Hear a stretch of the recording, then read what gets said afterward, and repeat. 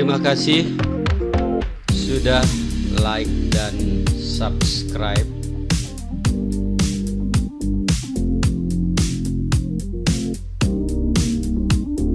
di channel LWBW Production.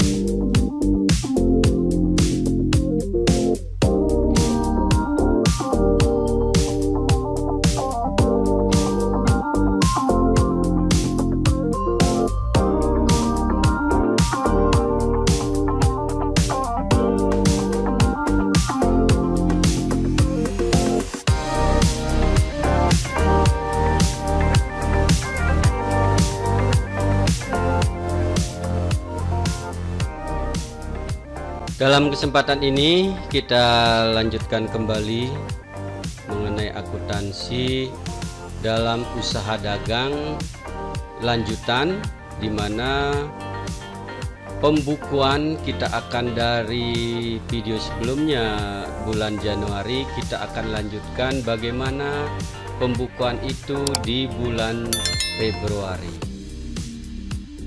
Untuk itu mari kita simak video berikut ini.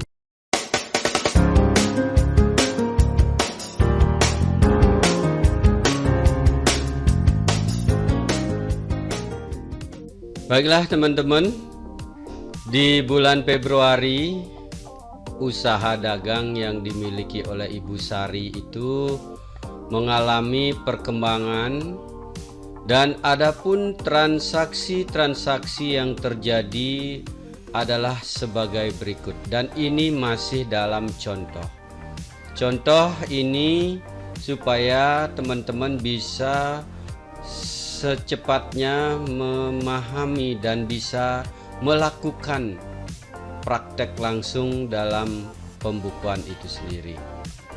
Nah, transaksi itu adalah sebagai berikut.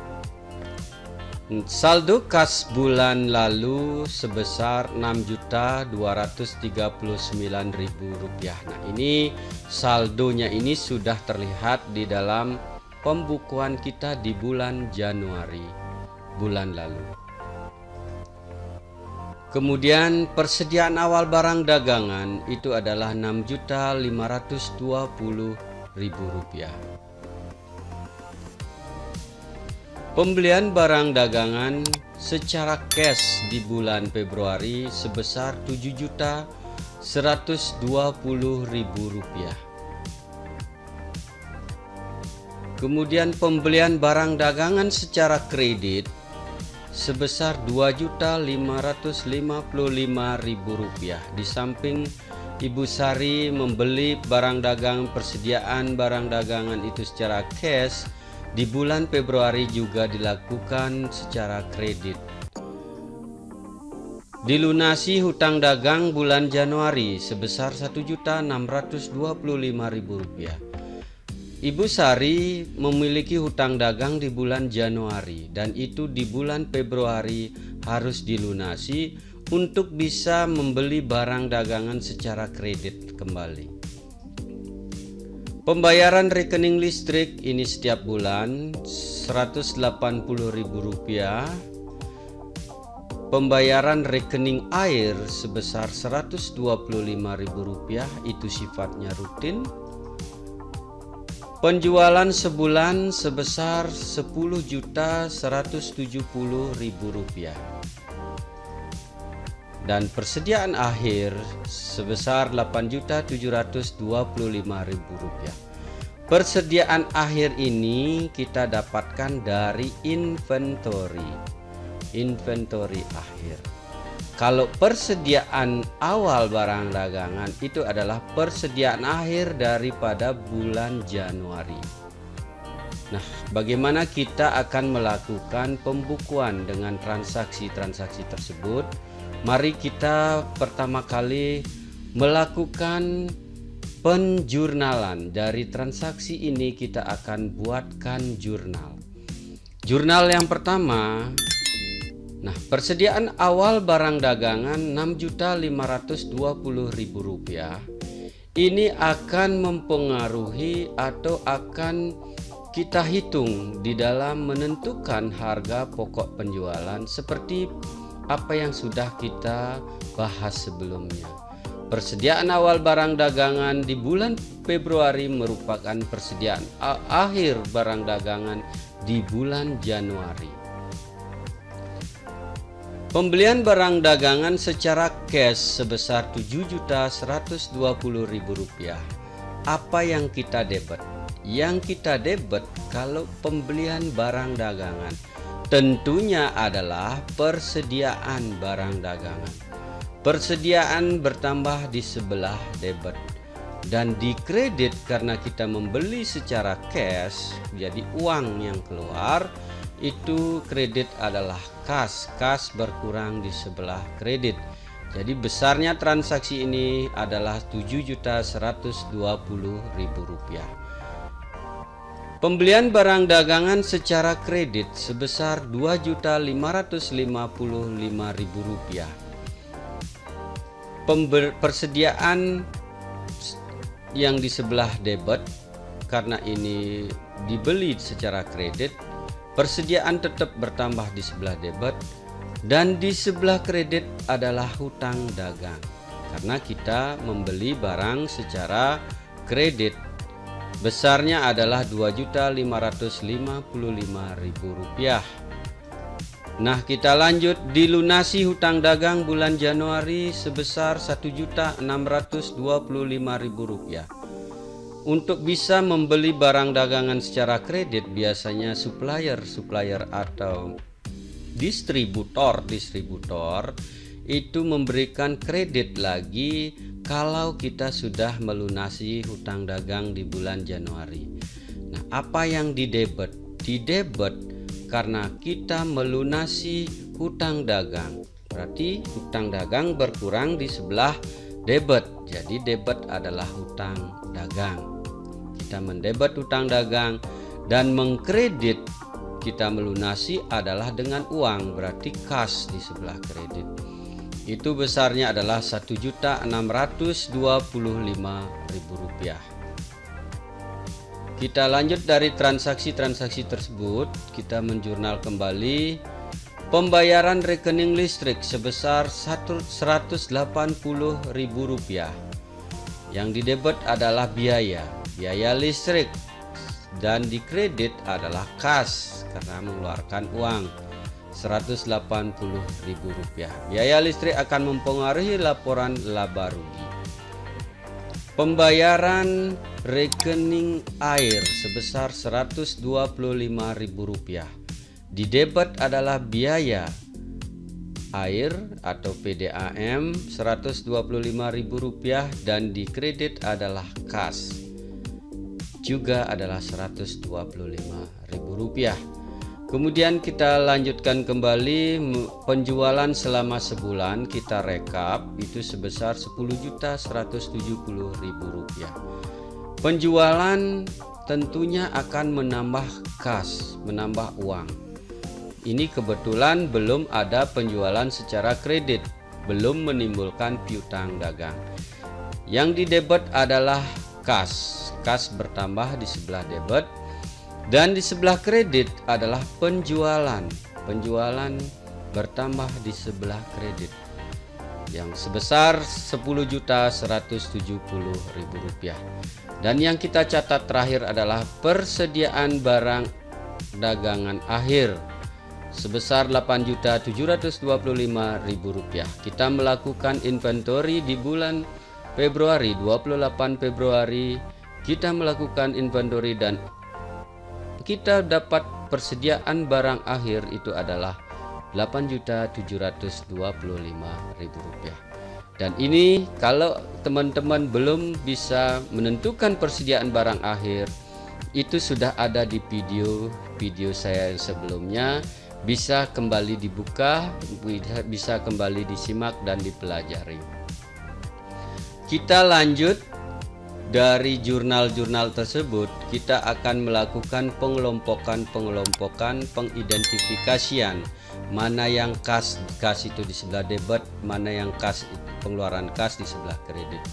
Nah, di sini yang pertama kita lakukan adalah kas sebelah debit karena ada penjualan sebesar Rp10.170.000, Di kredit transaksi-transaksi yang terjadi sudah seperti itu, kita rekap ke dalam bentuk identifikasi atau pengelompokan.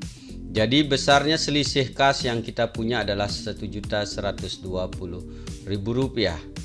Kemudian kita lanjut ke persediaan barang dagangan. Kita membeli barang dagangan persediaan itu sebanyak 2 kali, ataupun itu kita identifikasikan pembelian secara cash dan secara kredit. Itu kita mendapatkan totalnya adalah Rp9.675. Kita lanjut. Kemudian hutang dagang. Karena membeli barang secara kredit, hutang dagang kita bertambah sebesar Rp2.550.000. Itu di sebelah kredit karena bertambah. Biaya listrik sebesar Rp180.000. Kemudian biaya air adalah Rp125.000, dan penjualan di sebelah kredit sebesar Rp10.170.000. Nah, sebelum kita melakukan pembukuan ke dalam laporan laba rugi ataupun laporan neraca, yang pertama yang harus kita bikin adalah laporan arus kas. Jadi bagaimana arus kas, aliran kas, atau yang sering kita kenal cash flow, itu di bulan Februari kita bisa melakukan pelaporan atau merangkum secara bentuk laporan seperti laporan ini, yaitu saldo awal. Kita mendapatkan saldo awal kas itu di laporan bulan Januari sebesar Rp6.239.000. Kemudian kita melakukan penjualan di bulan Februari sebesar Rp10.170.000. Biaya-biaya yang menjadi pengeluaran itu adalah di bulan Februari. Yang pertama adalah pembelian persediaan barang dagangan sebesar Rp7.120.000. Kemudian pembayaran hutang dagang sebesar Rp1.625.000. Pembayaran rekening listrik sebesar Rp180.000. Pembayaran rekening air sebesar Rp125.000.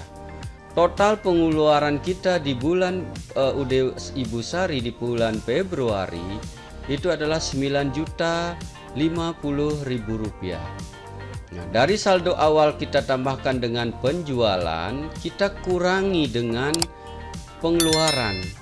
Itulah saldo akhir dari kas UD Ibu Sari sebesar Rp7.359.000. Nah, disinilah cash flow, aliran kas, arus kas itu dari UD Ibu Sari sebesar Rp7.359.000. Baru kita mulai menyusun laporan laba rugi.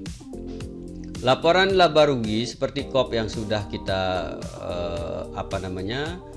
bahas pada bulan sebelumnya, juga bentuknya juga sama seperti yang bulan-bulan lalu, bulan Januari. Nah, di sini yang pertama penjualan tetap, karena laba rugi itu penjualan yang menjadi di kredit itu menjadi penambah daripada kas kita. Penjualan sebesar Rp10.170.000.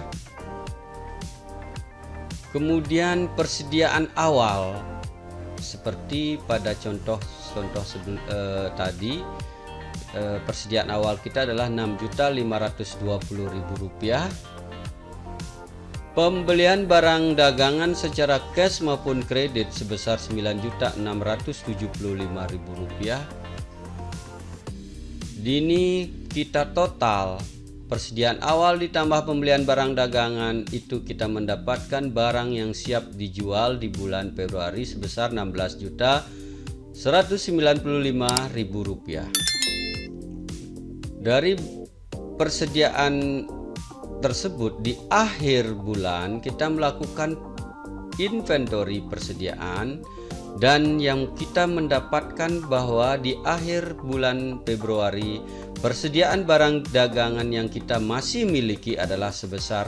Rp8.725.000.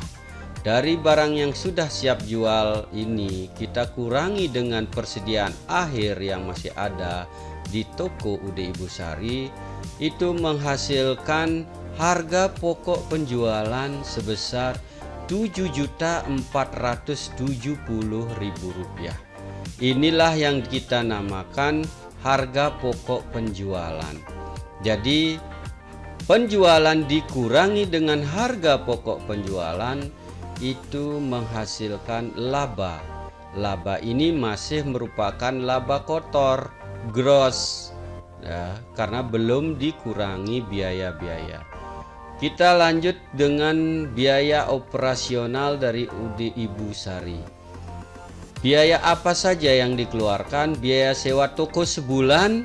Nah, ini masih kita perhitungkan karena biaya sewa yang dibayarkan oleh Ibu Sari di awal tahun Januari itu adalah untuk setahun. Jadi setiap bulannya kita harus melakukan pembebanan biaya di dalam laporan laba rugi sebesar Rp583.333. Kemudian ada biaya penyusutan.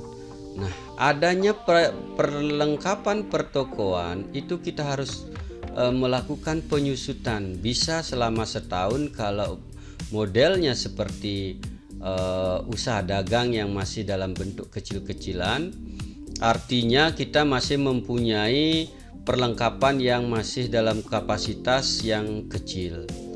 Biaya penyusutan Rp45.454. Kemudian ada biaya listrik Rp180.000, biaya air PDAM Rp125.000.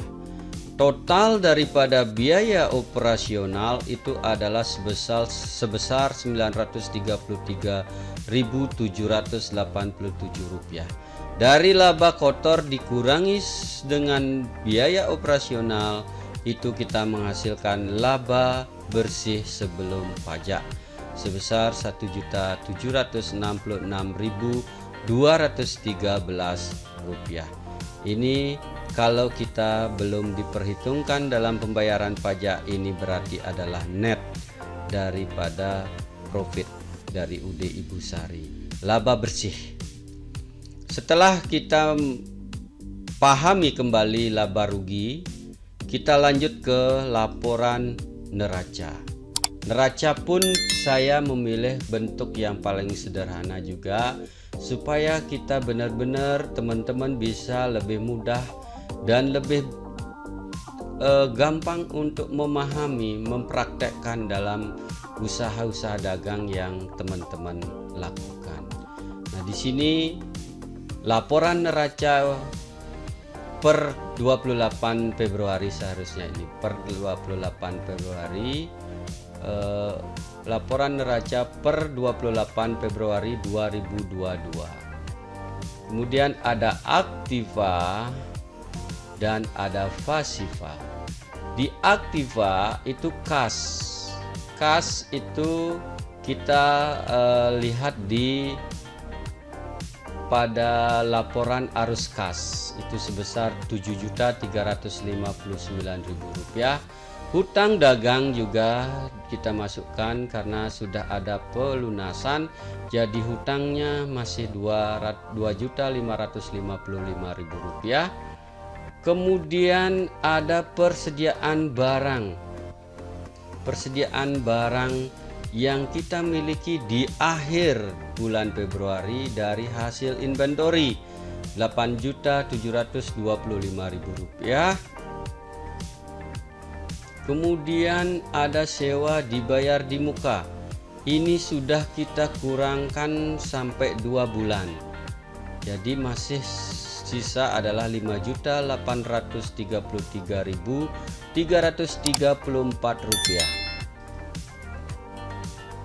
Dan ada perlengkapan pertokoan itu 500.000 yang dibeli di bulan Januari dilakukan penyusutan juga. Akumulasi penyusutan kita dikurangi dengan perlengkapan toko menjadi Rp45.454. Ini kita bagi 11 bulan. Dari bulan Februari kita melakukan penyusutan. Jadi di akhir tahun ini perlengkapan pertokoan sudah tidak punya nilai lagi. Jadi sudah merupakan habis masa penyusutannya. Dan modal seperti yang pernah di bulan yang lalu itu adalah 17 juta, itu tetap. Laba ditahan ini adalah dari hasil pertambahan laba di bulan Januari dan laba di bulan Februari, menghasilkan Rp2.816.880. Nah, dari aktiva dan pasifa kita akan mendapatkan total yang sudah sama, balance. Nah, disinilah akuntansi dari UD Ibu Sari, balancing dari laporan neraca, artinya sudah sesuai aktiva dan pasifanya. Beginilah secara sederhana, mudah dipahami bagi teman-teman yang melakukan pembukuan di apabila melakukan usaha dagang. Jadi punya usaha dagang, permulaan kita melakukan pembukuan. Pertama kali di bulan Januari dan di bulan Februari kita melakukan kembali.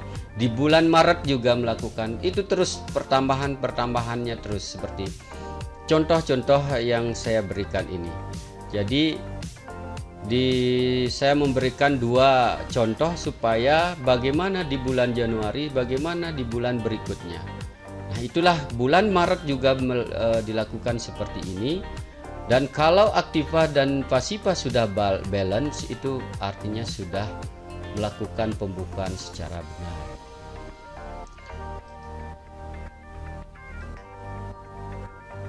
Nah, dari contoh proses pembukuan di bulan Februari dari UD Ibu Sari, usaha dagang Ibu Sari tersebut di atas, mudah-mudahan teman-teman dalam melanjutkan proses pembukuan di bulan-bulan berikutnya itu sudah ada bayangan bagaimana kita akan melanjutkan di bulan Februari, bagaimana kita melanjutkan di bulan Maret.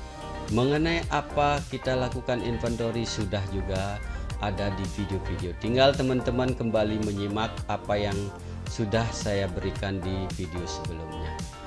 Namun ada hal-hal penting yang harus diperhatikan, yaitu yang pertama mengenai arus kas. Bagaimana arus kas yang harus kita buat? Di bulan Februari arus kas yang kita buat itu seperti apa? Itu contohnya harus teman-teman lakukan seperti yang sudah tertera. Kemudian sewa dibayar di muka per bulannya.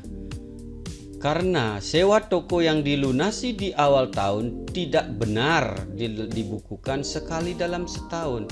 Jadi tidak kita benarkan kalau kita membayar sewa toko di bulan Januari 2022 itu dipakai atau dibebankan di bulan Januari.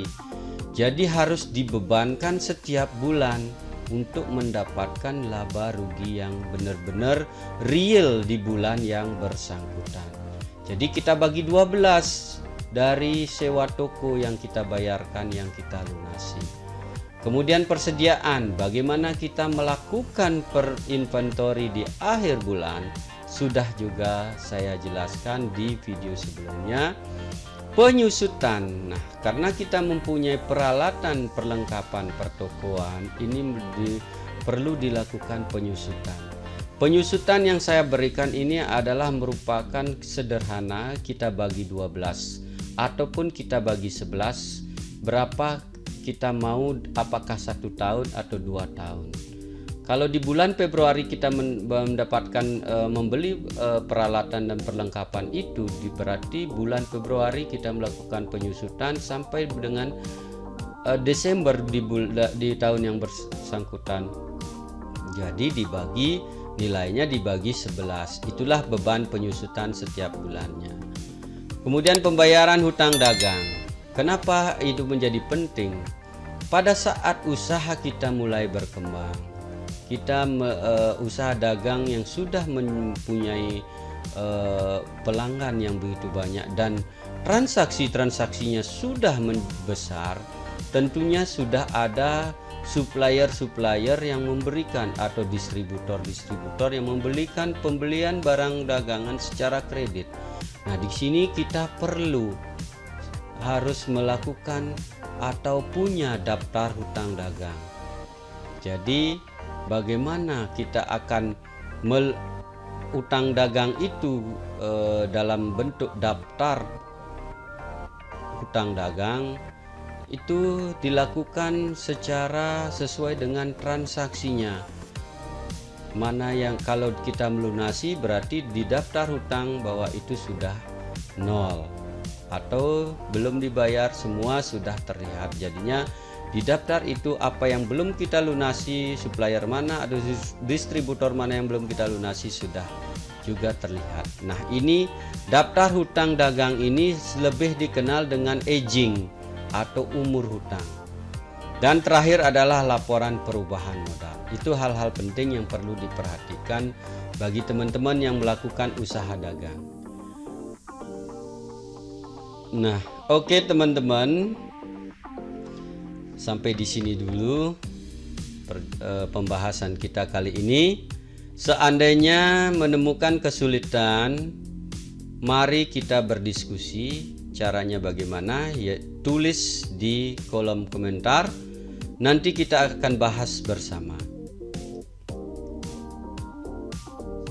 Mudah-mudahan apa yang saya sampaikan kepada teman-teman di video kali ini memberikan manfaat bagi teman-teman yang akan melakukan atau yang sudah punya usaha dagang, untuk bisa memberikan manfaat di dalam melakukan penyusunan pembukuan yang bermanfaat tentunya bagi teman-teman apabila teman-teman ingin melakukan ingin mengetahui secara detail daripada usaha-usaha perkembangan usaha dagang yang teman-teman lakukan.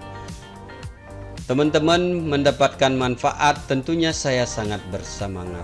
Mohon untuk di like, di subscribe, dan di share ke semua teman ataupun saudara-saudara yang lain. Mudah-mudahan semua dapat manfaat dari apa yang telah kita bahas kali ini. Nah, sebagai akhir kata, saya ucapkan terima kasih atas support dan masukan-masukan, saran, usul dari teman-teman, dan terima kasih sudah menjadi bagian daripada channel ini. Kita bertemu pada pembahasan berikutnya.